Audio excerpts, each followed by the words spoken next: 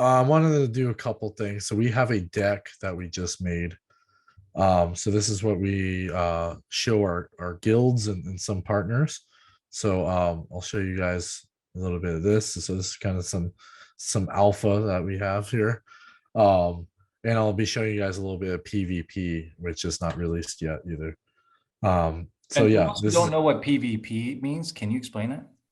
it's player versus player. So it allows for competitive battling with characters. And this is where we can incorporate other projects into our game, is having them as battle, characters to battle with. Okay. So yeah, what is Evolution Land? Evolution Land's first DeFi NFT cross-chain game, which we refer to as GameFi. So it's like DeFi and gaming. So that's kind of like our acronym. So yeah, I mentioned this is Evolution Land integrates various gameplay, forging equipment, mining, breeding apostles, battling monsters, constructing buildings. So we're gonna have a construction aspect, of course, at some point. Taming pets. So in our Ethereum version and further iterations, we have these pets that we attach, similar to like MCP, that kind of give the characters a boost. Working careers, dating, auctioning, lottery, farming, open. So I didn't really touch on the farming. It's basically LP tokens. People are, traditional DeFi. You're able to earn rewards, by combining two tokens in liquidity pool and earning. So we do have that as well. Real quick, dating. Dating. So the dating is the breeding aspect. Yeah, it's profitable because if you have a certain, particular apostle that has high ranking, it might be in their best interest to breed with that. So, Okay. so yeah, here's the world aspect I was talking about. Each continent is 26 continents, 24 containing 2025 lands. That's a 40 by 45 by 45, and two special large lands, which contain 7,921. So over three times the size, almost four times the size, on two continents. So they're going to be just vast. And most of the land's not available yet. So it's going to take years. And the underlying technology is going to take 40 years to release the token. So, How many years? 40. 40 years. We've only done one. So got a long time. Yeah, so it's like 2% inflation. It's like really low. So yeah, right here what we're seeing is the gameplay. You can see the interconnecting chains. So this is Darwinian network, the technology that we utilize. We use that to interconnect to different blockchains and in a gamify aspect. So you only see the gaming, you don't see the technology, but there's some hard, secure, like bridging technology that's behind this. So it's fantastic how we've done that. But yeah, so the cross-chain continents. So continents evolve in separate economy entities, somewhat like countries. In-game currency tokens, resources, and props shall be moved between continents and as intercontinent trade and continent governance. So each continent has its own governance and trade tariffs. So depending on the land, depending on how far you have to send it, there'll be a higher tariff. But we utilize the Darwinian network's heterogeneous cross-chain bridges. So this is like really high-end technology. And new continents are being planned. So we are re-releasing on Darwinian network, eventually Crab network is soon, Avalanche, Solana, go back, Binance Smart Chain. So these are things we're going to be doing fairly soon. And then land, as prospective DeFi user, each land is a mining pool with unique reserve. You work on it and deploy apostles and equipment drills. So also dimensions that the land depletes over time. So as you mine it, the more you mine it, depending on your rate of mining, it starts depleting it at a faster rate. But once it hits to a certain point, it regenerates. So there's a certain duration, multiple years, and it has been multiple years. So it could take 10 years or 15 years maybe for the land to fully, be deficient of resources, and regenerate may take 5 years or something. It's like faster. But yeah, there's a long process for this, and we're barely seeing. The apostles do have a life cycle too. So interesting, and that's also something I wanted to bring up is like if you have a apostle that wasn't used for breeding or anything, there's this called harbinger tax mode. and you can see that it's heart right here. So Harbinger tax mode is like an actual real world like taxing model, and it allows players to have a chance to purchase um like items that another player doesn't see fit for them. So if they decide to abandon, their land, or their apostle is it gets to its final stage and dies, the other players have a chance to purchase it.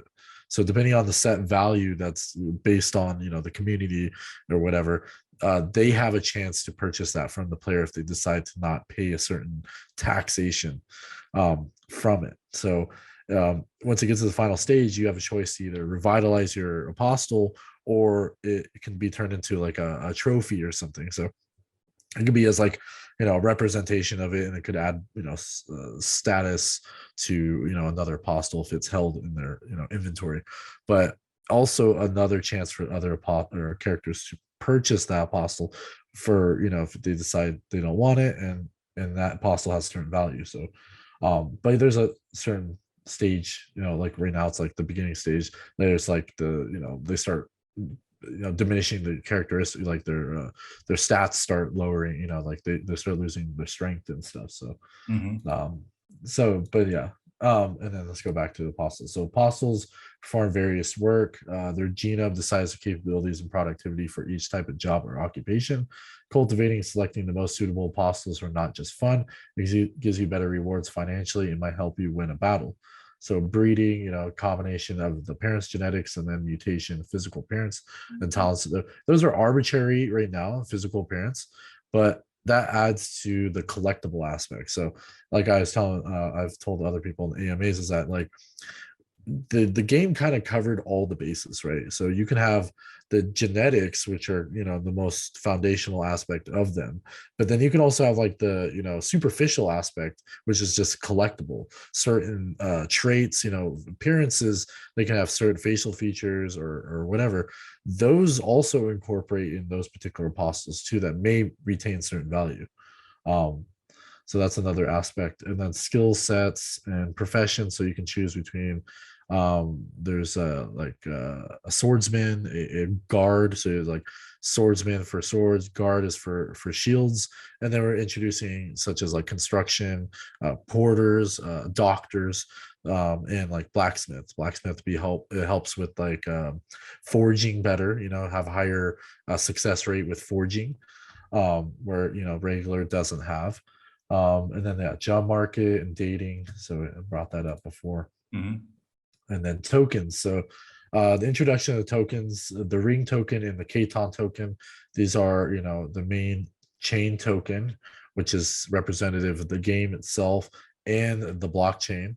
So this token is like multi-chain token. A lot of tokens are these days, but our vision is definitely multi-chain ecosystem with the token as like the base layer. So similar to like Ethereum, that would be. So Evolution Land Ring is used as currency to pay services, trading, taxes. Likewise, trading various resources, lands, buildings, props.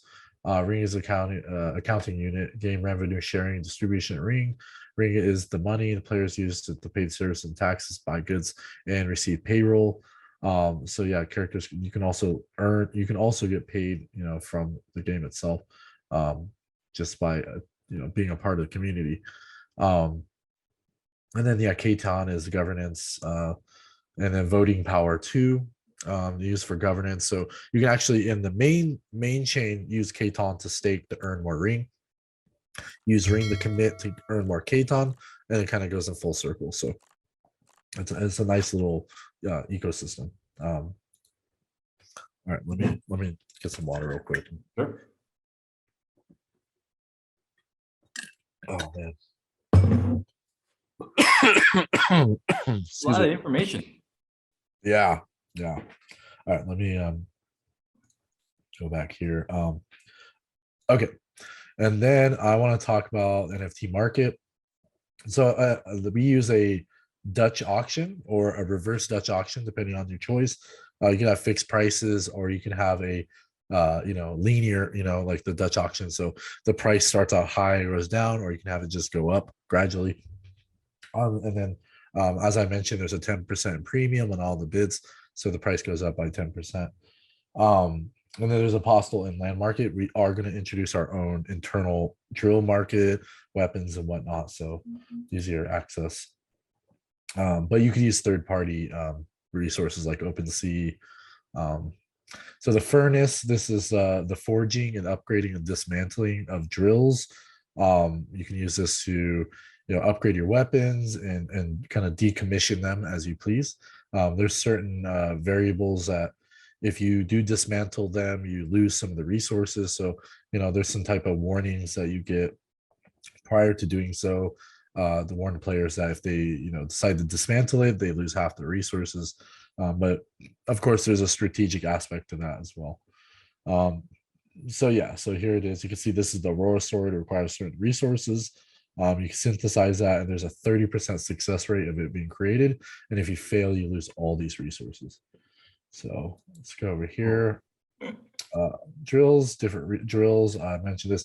Drills are obtained through chests, blind box gameplay. Chests are obtained through airdrops or purchases. Some chests have higher likelihood of others containing premium mining drills and token rewards, including rings. So also I didn't mention is that the higher chest gives you a 50% chance of getting half your ring back. So you could possibly get 50% of your money back plus the upgraded drill, the diamond drill. So that's like best case scenario. So you can see here, there's the fully upgraded level 2s. And here's like a level 1 upgrade, and then the regular one that's and then steel drill. So you can see they're slightly different. You see steel drill. They changed the look recently, but they used to be very more identifiably different. Now they're kind of similar. But yeah, 0 is like the original 1, 2, and there's going to be a third one too as well, but they haven't released it yet. So the equipment. So here's equipment. Is the shields I was mentioning, as well as swords. These are all depending on which one will have certain level strength. So like attack level, and then you compound that with fungible tokens, and you can and non-fungible. So you combine the materials and resources together to combine to create these, and then it adds more attack levels. So yeah, equipment will improve ability apostles. 2 kinds of equipment. It's just swordsman and shield for guard. So that's kind of, and then higher attack or defense for each one. Cave explorer, we talked about this, is explore with the caves and earning resources. Monster bones and monster spirits are ERC. Let me go back. ERC 1155 assets. So these are non-fungible tokens that can be distributed. So they have intrinsic value at some point.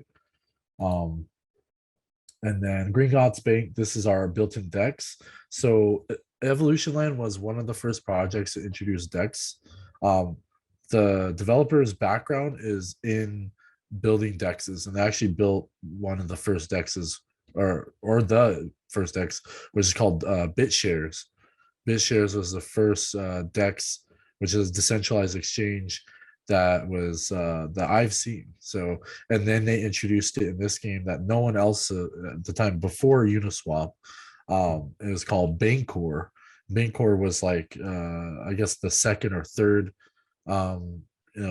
dex, and because it was pretty popular at the time, we introduced it in our games. So we use it as an interface to access it. So we don't have to go to Uniswap and trade. We have our own pairs. We're able to trade ourselves. So the ring token on and also the mention is that each blockchain will use a different exchange. So for Uniswap, we use Ethereum. We use QuickSwap as the underlying DEX for was a QuickSwap. It's Polygon, and then Hiko we have used MDEX. So you can see here it says MDEX. That is what we use for the Hiko blockchain. So all of them have the same interface, but they utilize different DEXs across different chains. And then the DAO, this is our governance. You have a certain power level of voting, and this incorporates with whatever we decide to vote upon, and you have to have a certain amount of apostles or land or Katon to be considered for your voting power. And then you could stake your Katon in the staking section to receive bonuses and ring. That's 70% of the revenue that's brought into the game. So this is a DAO, decentralized autonomous organization.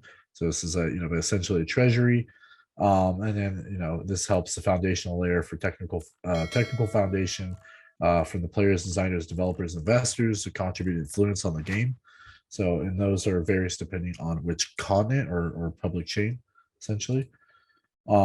And then here's the revenue model. It's a system revenue, like content, governance, referrals. So all these kind of the trickle down aspect is 70% of the game's revenue. Let me go back here. 70% of game revenue shared the players' revenue through these channels like auctions, sale, secondary market, apostles, magic potion sales. So that's going to be later with the apostles, final stages. You'll have to purchase this magic potion, which is determined based on your apostles. So there's no set price. There's import taxes, business taxes. So eventually, people building on the game you having a certain tax model with them. So it brings just more revenue in the game. And then governance here, you can see that the voting proposals, and then like I was talking about, each land has 100 voting power. Apostles have 1, and Caton stakers have 10. So it's just a combination of them, can have a higher voting, preference. This is the Eve. Eve is like the mother of the game. So he's the mother of all, change the resources, lives in evolution land. I'm not a person, a group, or nor a goddess. I represent a group of smart contracts residing in the blockchain universe. I am destined to watch and guard this space. So essentially, Eve is representation of the technology that's underlying the game itself. So that's essentially the protector, and that's kind of like how the game is like, trust no one, not even me. Trust the code. Free market will prevail, permissionless, and make your own decisions. How the world evolves. So it's like they're giving us the power, and not only that, they have the underlying technology to facilitate that. So it's not even just the idea. It's like literally you could build from the ground up, and it's completely different than any blockchain out there. I mean, there's literally, I think, 3 blockchains actually can compete, and most of them are going to be working with us. So it's like it's just insane to have that like evaluation for the game beyond the scope of a game itself. Like there's actual true like technology behind this. Also to bring our roadmap to finish this off. So we introduced the equipment system. The Columbus continent is going to be on the Crab network, so it's going to be a whole new land, and that's where the auctions start. There's going to be a lot of uproar when that happens, and now that we have a lot more eyes on the game, and we're going to be introducing PvP on Q2, it's really going to drive the game more than ever. And there's a new UI. So actually give you guys a little bit of a sneak peek here. I have a picture of the new UI. Nice. And I'm excited. So this is kind of a concept of what we have. So this is a PvP. You can see you're fighting 2 different characters. You can see that, how much energy they have here, and then like HP, attack, defense, and everything. So it's time based, so it allows for both players to just fight without having So you have to play this. It's like when you get into it, you're basically in the middle of it. You can't just skip it. Like with the PVE, you can choose to skip it. It's kind of somewhat predetermined, the battles. This is undetermined, based on variation, which is an underlying technology that we utilize from Chainlink. We use Chainlink's verification, randomization, randomization verification, which is a very strong like Oracle solution for randomization. Some projects have this, some projects don't. We understand decentralized is very important for this game, so we made sure that there is a randomization on chain that makes decisions of like apostle breeding, or if it's lottery tickets or anything. You can't just check on chain and know the actual answer. It is literally randomized. So that's a beautiful part about the game itself. So anyway, so that is a little bit of behind, but this is not a final product. So I don't know where, but I'm going to be testing it very soon. And then yeah, Columbus got new UI. So PvP. So that was what I showed you. New governance system. So we're in talks with how our governance is going to utilize the Katon token. Social gameplay. So with the PvP, we're going to be able to bring in more guilds and be more socially connected with everybody because there's actual community behind that. BSC continent. So we're going to also release another continent on Binance Chain. Building system alpha. So this is the construction for the land. PvP gameplay. So complete PvP release. Building system, the complete construction, and more gameplays as we go. So yeah, that's all I have. Wow. No, intense right there. That's a lot of information to grasp, but I can see the levels of complexity in it because you're doing cross-chain, blockchain related Yeah. activities with all these different type of new things added to a new UI, PvP gameplay. So the complexities, it seems like it's added layer upon layer. Yes. So it'd be very interesting to see how this game plays out. And you're involved with 3 games as your main primary games, and you chose this one to be one of them. So there's obviously a reason you did it, and you're a crypto hustler, so obviously it's about making more crypto. So I think we would need to delve in a little bit more deeper into like the actual monetization on it and another video. But this was just a really good brief overview of it, and let people understand what they're getting themselves involved with and what they expect in the future. So thank you very much for allowing us this opportunity to see it from your perspective. Thank you. I appreciate it.